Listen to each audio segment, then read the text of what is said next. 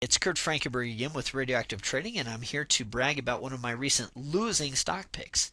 That's right, it's a losing stock pick. Going into earnings season, I decided on Research in Motion and went long 100 shares.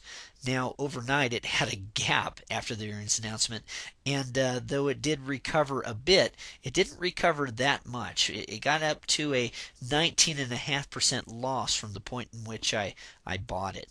Okay, on September 23rd, I got 100 shares at $87, and by December 19th, I had taken on an obligation to deliver 100 shares at $60, and yet I made a profit. How is that? Well, there's a few things in the middle that I should fill you in on.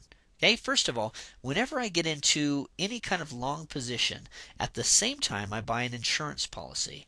Now, this being September 23rd, the March 2010 put options are 6 months out.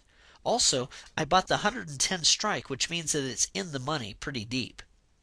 My total invested amount is 113.50, but I've got a guaranteed exit because of that put option at 110. So what's my real risk? It's $3.50, or about 3%.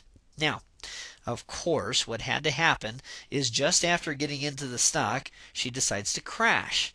Well, I had expected it to go up, but it did go against my expectations, so I used one of the 10 adjustments that we use at Radioactive Trading to pull in a little income or guarantee a better return. Okay, I used income method number 9. Now, income method number 9 didn't actually guarantee a better return, but it did generate some cash for me. Using one commission, one trade, I was able to sell to close the March 2010 110 put options and at the same time buy the $90 puts. The difference was a credit of $18 or $1,800 spendable cash with which I bought more shares. Picked up another 25 shares at $69.05. That reduces my overall cost basis.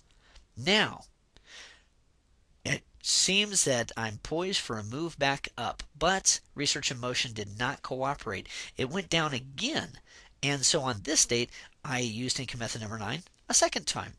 I sold to close the March 2010 $90 puts and at the same time opened the March 2010 $65 puts, generating a net credit of $20.30. And with $2,030 in hand and Research in Motion trading at a lower price than it had been, I was able to pick up 35 extra shares. Well, Research in Motion did begin to cooperate. It came back up, but I missed the opportunity. And after missing the opportunity, I ended up having to do income method number 9 again. I shouldn't say I had to, but I chose to do income method number 9 here and rolled down the put from the 65 to the 60, generated a small amount of cash, and I also sold to open December $60 call. Now remember, I'm protected all the way out to March at the $60 strike price, but I sold a December $60 call. Now, with the combined income from the credit spread and the covered call, I have $625 with which I can buy another 10 shares.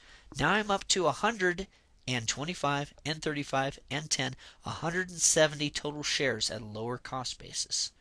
Well, finally, Research in Motion decides to cooperate and come back up, and when she does, remember, I'm into those shares for a lower amount. Now, I'm not going to go into the details. I also used income methods 3 and 5, other adjustments that we use in radioactive trading. All right, and they generated some cash for me. My puts went to nothing, but out of that 170 shares, here's what happened. 70 of the shares I sold at $70.80. The other 100 I had to deliver at 60, but because I had continually reduced my cost basis, I ended up with a total return of 0.7%. Now again, 0.7% over an 87-day period may not seem very exciting, but it's more exciting than the return that you could get on a CD, isn't it? And it's especially more exciting than losing 19.5%, which is what the stock did over that period of time.